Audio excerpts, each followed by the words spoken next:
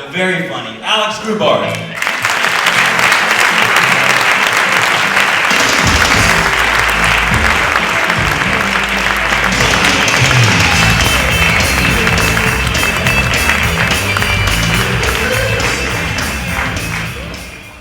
Hello! Thank you, literally 3 people. Much appreciated. I'm glad you 3 are here. I hope everybody else got laid off today. Learn how to greet somebody. I'm here, guys. Hello. I hate that term, getting laid off. I can't stand it. You know, getting laid is great. Getting off is also awesome. Getting laid off while you're at work should be fantastic. But it just means you can't go there anymore.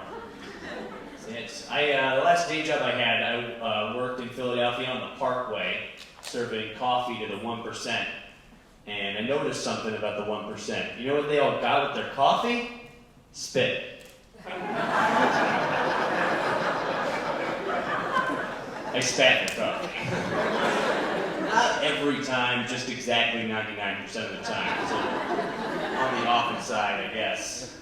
The first job I ever had in my life was in high school. I worked at a place called American Video Store. So American, it went out of business. It shut down. Listen, if you've never worked at a video store before, you never will. That is a lost trade. It's like being an alchemist or a smithy or something. It's too bad, dude. That was the best job in the world. There was one rule. Do not laugh in anyone's face when they rent a porno. Hardest rule in the world to follow. I laughed so hard I will never forget the name of the first porno I ever rented to somebody. It was Booty Duty 3. If I wrote that movie, the first scene would have been a police chief leaning on a desk yelling at a detective, "Johnson, you're a booty duty. And don't let what happened the last 2 times happen again!" You can't find a good cop in this town. You know what? Fire them all. This is Camden, New Jersey. That's what I would have done. There were so many good titles in American Video. Face Jam, they were great. But I think my favorite title at American Video had to be Crack Attack. Oh, come on, guys. Crack Attack is what happens when there's no one on booty duty. It's a very serious situation. Currently, I take college courses at Temple University because being a comedian is a lot like being self-unemployed. Kind of rough. I love Temple. Temple's pretty cool. See, I dropped out of Temple the first time around, and now I'm back for the sequel. That's why I'm there. I walked into my very first class, my very first day of college at 18. My professor was like, "Everyone look to your left and look to your right. One of you is not going to be here at graduation." And I looked to my left, and I looked to my right, and there was no one there. I just raised my hand and was like, "Dude, I'm just gonna go now. See everybody at Starbucks. Yo, peace, professor, I'm outie." That's how we talked back then. It was 2004. Crazy. Remember slang? I remember it. Currently, I am a super sophomore, which means I'm 27. Pretty crazy. This semester, I'm taking a public speaking course. I know what you're thinking. Alex, you're a comedian. That sounds like an easy A. Here's the thing. It's a weekday night course. I had to skip it to do this. It's like that every night with me. I do live in North Philadelphia where the streets are paved with shattered High Life bottles. I love it. You know, it's pretty cool. You know, there are more murals in Philadelphia than any city in the world. And you know what they say? If you can see a mural in Philadelphia, you know that you're in a terrible neighborhood. But if you can see a Wawa, you cannot see any murals, I'll tell you that. If you can see a Sheetz, run.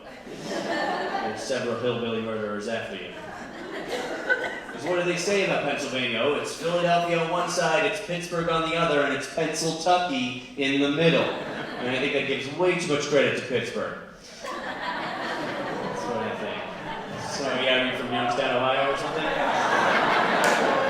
That's what I'm calling that town out of protest until they rename it what it should be named, Mr. Rogers' Neighborhood, the city. That's where I'm at. I love Philadelphia. I can't stand Pennsylvania sometimes. It's kind of crazy. Philadelphia is a good city. It's a big city. It's known as being pretty dangerous. I mean, what is it? There's Center City, Philadelphia, I've learned. There's North Philly, South Philly, West Philly, and Camden, New Jersey. Yeah, that's right. East Philadelphia is so dangerous they had to put it in New Jersey. And you guys have obviously heard, it made national news recently. Camden, New Jersey laid off 100% of their police force, which is an excellent way to cut down on police brutality. I mean, if you're going for that. You know, it's a drastic move, and I can respect drastic moves, because someone made a decision and they did something. I can respect that. And you know, you fire 100% of your police force, guess what? You just gained an entire fleet of gumshoe private eyes. And I've seen that film noir movies, say things like Face Jam, Crack Attack, and Booty Duty to know it works. I'm on the case. I don't know, Temple's also in a dangerous area. There's a lot of 7-Elevens, you know what I'm saying? I was walking through campus one time, this guy stopped me. He was like, "Do you believe in a higher power?" I said, "Yes, I totally believe in exponents." I don't understand them, they work in mysterious ways, but I have faith in my math teachers because I'm an English major and I kind of have to. That's where I'm at. I'm not an English major. Everyone's always like, "Alex, how do you major in something you're already good at?" It's not that I'm good at English. I'm just terrible at everything else. I am the worst math student in the world. They used to give me word problems as a kid. I wouldn't even understand word problems were math. I would end up reading them like they were short stories. Because they're so dramatic. Alice has 5 apples. Alice gives 2 apples to Bobby. How many apples does Alice have now? I would be like, how many apples do any of us have? What do apples represent? I bet it's love. That's what I think. Love? Turns out it was 3. Who knew? My classmates knew. They were wicked good at math. They're always leaning into me. "Alex, your age is clearly greater than 21. Would you buy me beer?" I tell them, "No, I am not going to buy you beer. Let me teach you how to distill gin." Remember, if you give a kid a beer, he's going to be drunk for like an hour. But if you teach a kid how to distill gin, he'll be dead by 8 a.m. That's what I want. Murder people. I don't know. There's a lot of murals in North Philadelphia Temple students, you know what I'm saying? I painted them. Philly is gorgeous right now. I don't even need murals. It's so nice. I was walking down the street today. I saw a tree, a fall tree with the most brilliant bright orange leaves I've ever seen in my entire life. It was breathtaking. I stared at that tree for like 15 minutes until it burnt down. Beautiful. Look, I have a very serious drinking problem. I'm rude. It's very serious. You know, have you guys ever heard of the phrase "an Irish goodbye"? It's where you're at like a party and you get really drunk and then you leave without saying goodbye.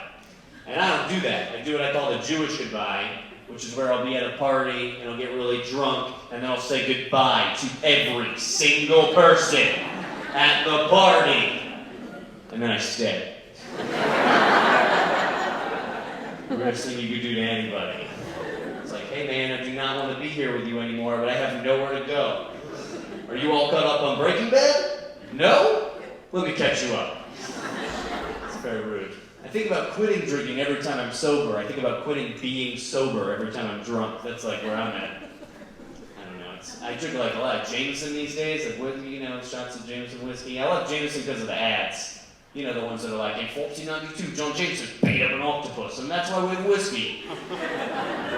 Those are so cool. They're not even like advertisements. They're like Irish folk limericks. They're beautiful. I love those. I think Ireland is the only country of origin you can do that with. You could never do that kind of ad here in the States. In America, that advertisement is, "Yeah, this one time Buddy Weiser was getting shit-faced. So he was pissing in a bottle.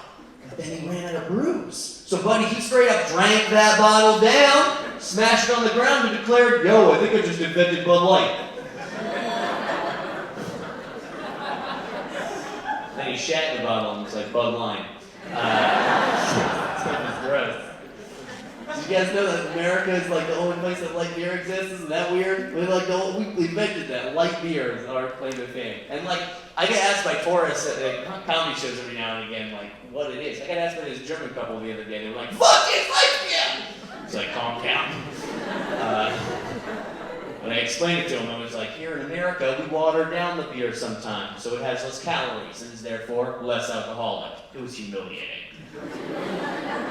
And that German guy, he looks at me and goes, "Oh yeah, we have light beer in Germany. It's what we give to children." And I was like, have you ever thought about teaching them how to distill gin? Because it'll kill them quicker. You're German. I don't know. I pulled an Irish goodbye. I did not stick around. So let's stick around that conversation. I don't know. Have you guys ever tried to converse with somebody wearing Converse? It's impossible. Just human interaction these days. It's all over the internet, I guess. I don't know. Dating star these days. I'm single right now, which is weird because I'm a catch. Crazy, right? I got this girl's number a while ago. I'm so bad at dating. I got this girl's number. Her name was Dominique, and I didn't call her for like 2 weeks. It was a big mistake. That was my bad, right? And I call her, and what did she say? "Oh, Alex, you should have called me sooner. I have a boyfriend now." I was like, "Oh." God was quick on my feet. It was like, "Oh, hey, Dominique, I was trying to order a pizza. My bad. Could you just show up at my place real quick? Like, serve me a cake, but with a pizza. Because I'm just trying to deliver a pizza." I don't know. I like being in a relationship. To me, being in a relationship is like going, "Hey, you know what? Life's hard. Let's team up." But I don't know. It's tough, man. Both my parents are divorced. Both of them. It's crazy, right? Both my parents have been divorced multiple times, so good luck to any woman that falls in love with me. Because statistics show she's getting half of my stuff. I just have no idea what she is going to do with one Xbox controller. Times are tough, I guess, for all of us. You know, my dad's been divorced 3 times. And he talks about getting married again. That's what he does. He's 65 years old. He talks about getting married for a 4th time. He doesn't have any leads right now. I don't know. But he talks about getting married for a 4th time. And I swear, truth be told, I'm not for it. Like, if my dad shows up and he's got, like, an engagement ring off, I'm going to cut his finger off. That's what I'm going to do. I don't care how desperate he is. I'll cut off all 10 of his fingers. Yeah. And if he still wants to get married, that old man's dick is in danger. Enough is enough. He's on Match.com. Match.com, the adult equivalent of passing a note that says, "Do you like me? Yes, no, circle one." Silly. Does anyone have a birthday within the past year? Couple of people, maybe? Hey, everybody else is off the grid. Whatever. That's cool. I had a birthday pretty recently and over the summer, and I actually have the same birthday as my mom, different year. That is true. I was born on my mom's birthday, and growing up, my mom would always tell me, "Oh, Alex, you were the best birthday present I ever got," which is really sweet. So now I never get her anything. What am I gonna get her? A Beatles album? It's not a son. Frankly, I can't afford either. You know me. I had to make a budget the other day. How humiliating is that? I always thought that I was a loser. Now I've got statistics to prove it. That's where I'm at. Well, I can't get to sleep. That's my problem. I suffer from insomnia, the movie. It's very serious. I can't get to sleep. That's my problem. I can't. Every night I'm just and they say when you can't get to sleep, you should develop a nightly routine, and that's how you'll beat your insomnia. I did develop a routine pretty recently, and let me tell you, it works like a charm. Every night when I want to go to sleep, here's what I do. First things first, I drink a pint of beer as fast as I can. I know it doesn't sound like a good idea, but I've already had 15 that evening, so it's not a big deal. Then I smoke PCP. All right, I mean that's kind of weird. I live in North Philly, and but don't worry, I don't call it PCP. I call it getting wet, so that's fine. Then I take a shower with all of my clothes on. That's also called getting wet.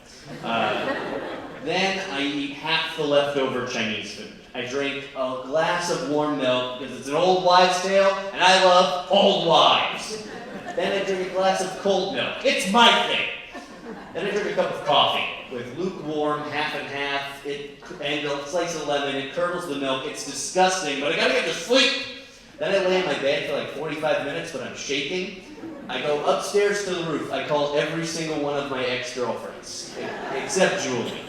I go downstairs. I drink 4 more beers. I go back to the roof. I call Julie. I go downstairs. I drop some acid. That'll help. I go out into the backyard. I hallucinate several dozen sheep jumping over a fence that I then sacrifice. Now I'm able to say my prayers. I go upstairs to the roof. I stare at the moon until it becomes my god. I go down into the basement. Look, I don't even want to tell you what I do in the basement. I go back upstairs. I eat the rest of the leftover Chinese food. I watch 4 episodes of South Park. I order Chinese food. I watch the movie Insomnia. I take a Valium. Then it's like 8 a.m. I gotta get to work. I don't have a job. It's a crazy thing. Look, I never sleep any night, but I take 10-hour naps every day. I'm living the dream because I suffer from vertigo and it always feels like I'm falling. You guys get me? These are wonderful. Come on. I got a lot of friends though. Don't worry about me. You guys don't seem worried. So silly. I got a friend requested on Facebook the other day, like I haven't seen since 3rd grade. You probably don't even know him. But I realized we probably wouldn't want to hang out anymore. First of all, his profile picture is of him sitting alone on a couch, shirtless, flexing, and holding a bottle of Kahlua. Big night out, and I read his profile. Since I've known him, he's trying to be really like street and badass, but he's just this suburban white kid, so everything on his profile is trying to be all intense, then drops off at the end. Everything was like, favorite movies, The Godfather, Goodfellas, Scarface, Bambi. Favorite music, T.I., Common, Wu-Tang Clan, Billy Joel. Favorite books, ha ha ha, what are these? Do magazines count? The Bible. He's a nice guy. I lead a pretty interesting life. I saw a platypus the other day. And I'm pretty sure a platypus is the only animal that's really a Pokemon. So I caught it. And now I own a platypus. Man, it will not fight. I keep training it, nothing. Does anyone have any weird stones? I gotta figure out how to evolve this thing. I'm hoping it's gonna be a Psyduck. I'm hoping for Psyduck. I keep kicking it, and it is not super effective. It's not effective at all. Yeah, stop taking advice from Professor Smoke. Alright. Look, it's not what you think. It's an old man made out of smoke who lives in my kitchen, right by the oven, and comes out for dinner.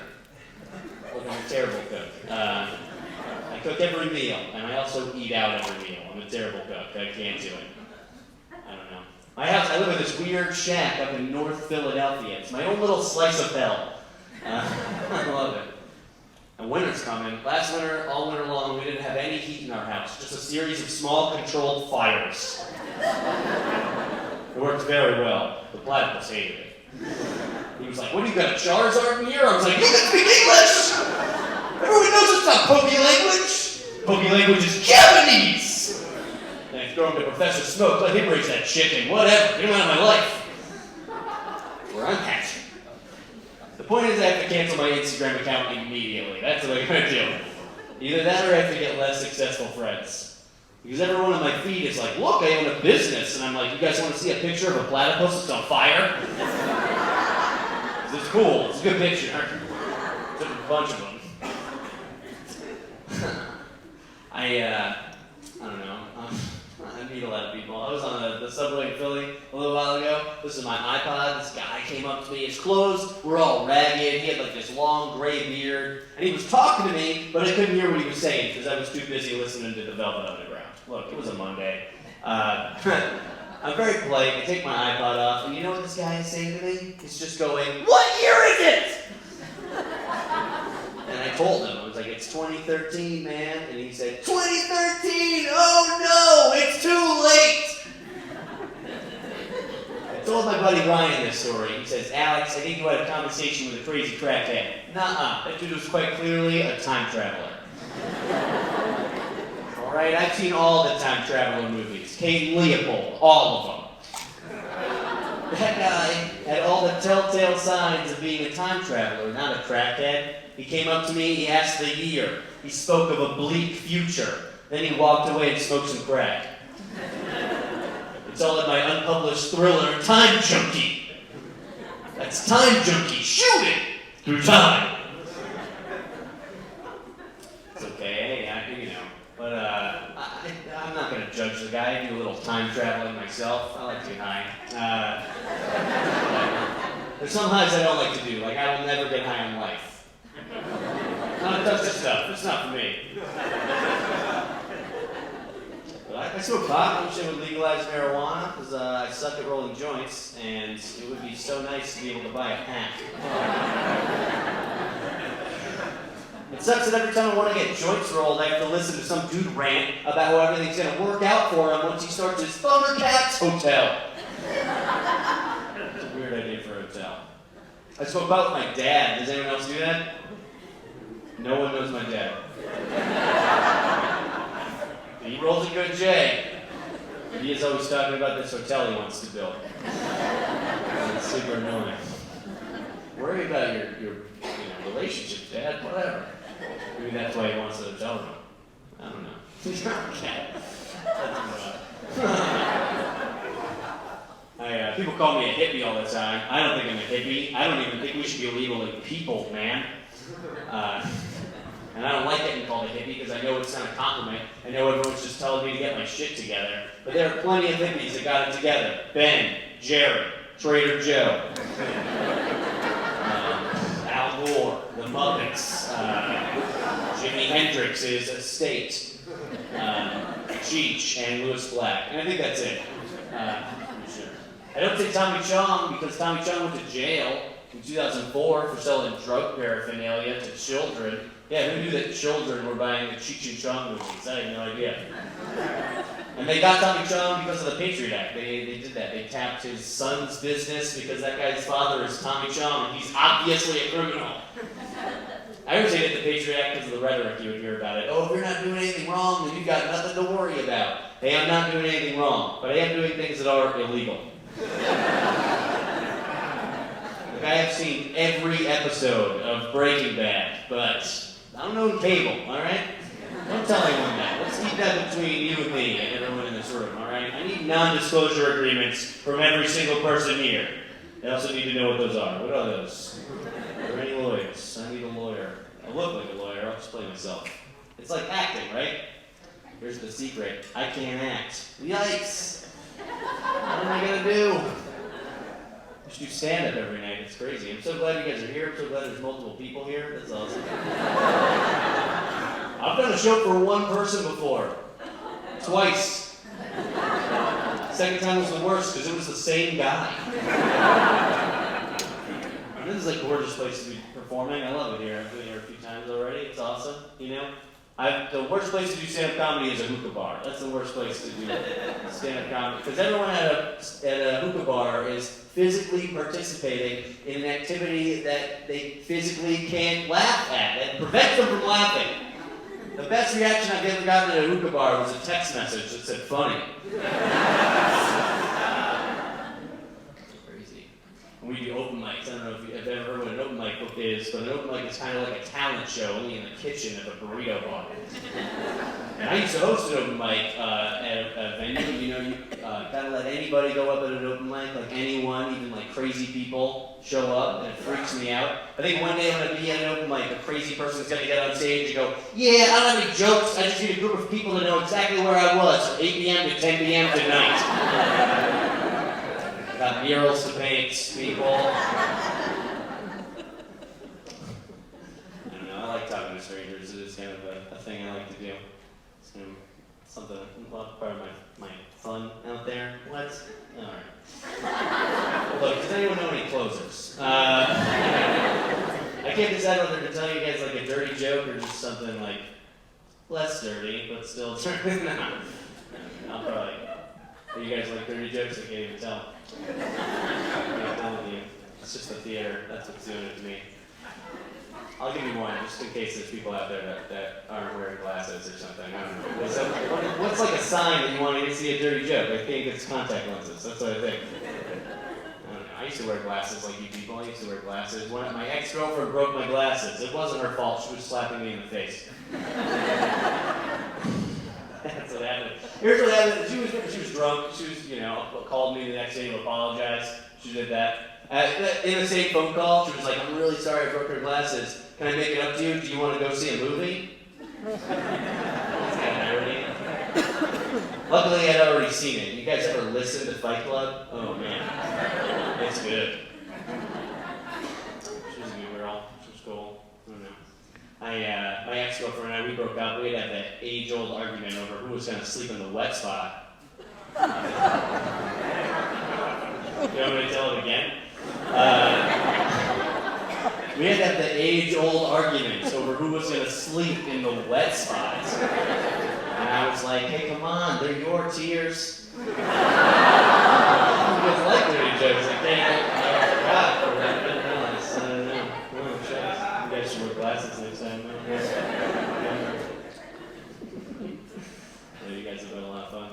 I'll be back here, I think, April 11th. That's pretty close, right? It's a good thing I brought it up.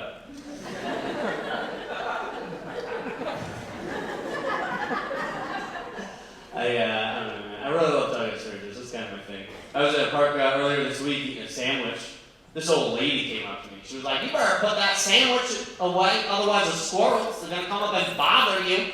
And I was like, "Oh, are you a squirrel?"